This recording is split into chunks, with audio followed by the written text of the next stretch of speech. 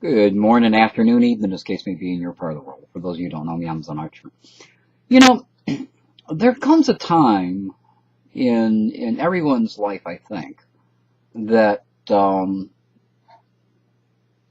just know something's going to happen. You have this feeling of impending doom, and you don't know exactly what it is, but you know today's not a good day, and there's some things you should avoid. Last Wednesday, this past Wednesday, was one of those days for me. I woke up and I was feeling in pretty good spirits, but all day long there was this uneasy feeling. So then I realized that it was Wednesday, and Wednesday is the day that I usually kayak with the kayaking group out on Lake Erie. So the sun was bright and shiny, and the temperature was pretty good, and I thought, okay, this would be a good day to go kayaking. But I knew something just didn't feel right. I checked all my equipment, and my equipment was okay, and the car was okay, and everything was okay. And time came, and I got in the car, and I drove out to Lake Erie in order to go kayaking. When I got there, the waves were, I would guess, two and a half foot, maybe 3 foot. I'm guessing. But they were some pretty good sized waves. They were crashing into the rocks, splashing up onto the shore, and this little voice inside of me said, Zen, if you go out there, you will drown. The little voice inside me told me, if you go in the kayak and get in the water, you will get wet. And I thought, well, to hell with it. I'll get wet, but I'll eventually wash into shore, and I'll get out, stand up, get back in the kayak, and I'll go back out for more, because that's the kind of guy I am. I really enjoy that kind of white-knuckle, fighting for it kind of thing. So there was a part of me that was cautious and said, don't go. But there's a larger voice in me that said, oh, this is going to be great. Go out there and surf a couple waves in. This is going to be fantastic. Luckily for me, I was smart, and I waited until the other kayakers showed up. And the group showed up, and we all kind of got together and looked out at the lake, and about 3/4 of them said, nah, I'm not going to go out there. We'll either go get something to eat, or we'll go find someplace else to paddle. There were a couple of the hardcore kayakers that said, Zen, if you want to go out, we'll go out with you. And I was like, no, we kind of keep the group. And I still had that impending doom just over my shoulder. If you get in a kayak, you're going to get wet. Anyway, they decided to go to this place called Black River, and we would just have a little river paddle. And that was great fun.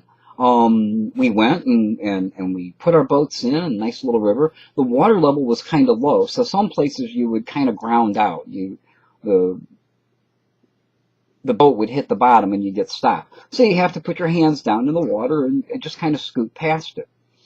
So I had a great paddled all the way out. I don't know how far, but we paddled out, and we spent an hour or two out. And we turned around and paddled back, and that was all good. And a tourist boat came by and waved at the people as they went by and all of that. On the way back up, though, we got to that place where you ground out again.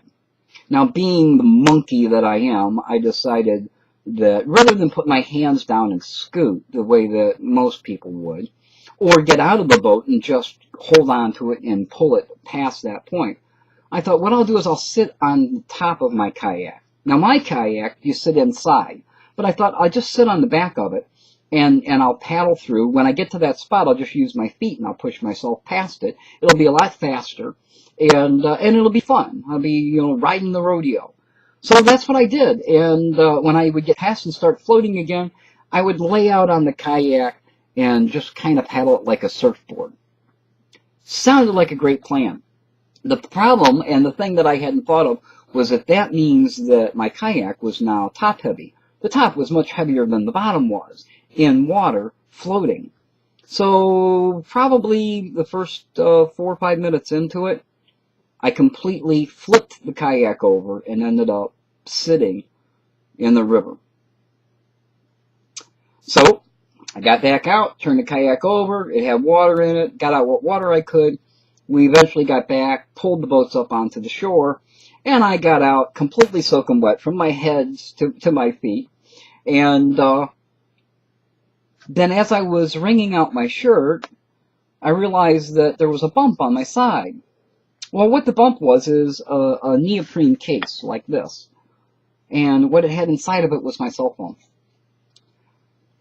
So I took the cell phone out, and water literally poured out of the corner of my cell phone. And you're not going to believe this, but the cell phone doesn't work anymore. So as of this video, I have no phone. My phone is not working.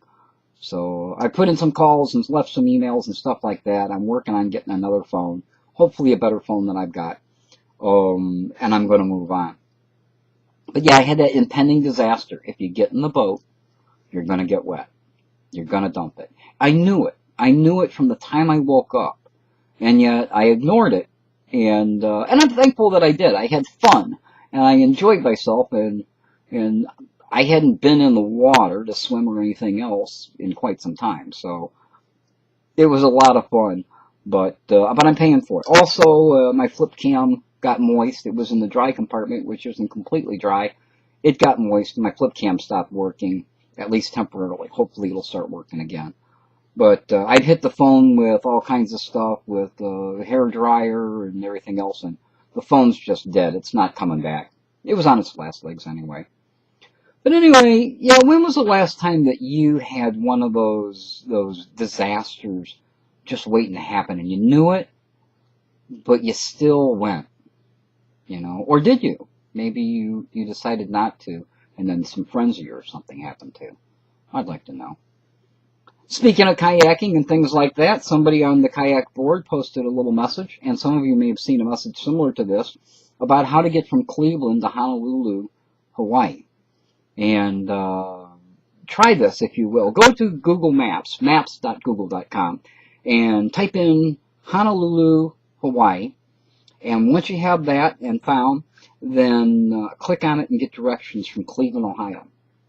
Once you've got the directions, scroll down to number 24, step number 24, and you will see that it has you kayak from the West Coast to Hawaii. Now that is only 2,756 miles at basically the same pace that you would walk in the Pacific Ocean. I don't think I'm going to kayak to Hawaii anytime soon. But it was amusing to me to see that Google Maps suggested that you kayak from the West Coast to Hawaii. Not canoe, not take a boat, kayak. Sometimes you gotta wonder what they're thinking. So there's a little fun for you at the end. If you enjoyed this video, of course, like, love, friend me, subscribe, need me the way that I need you. And I hope to see you again soon. Till next time, you be well.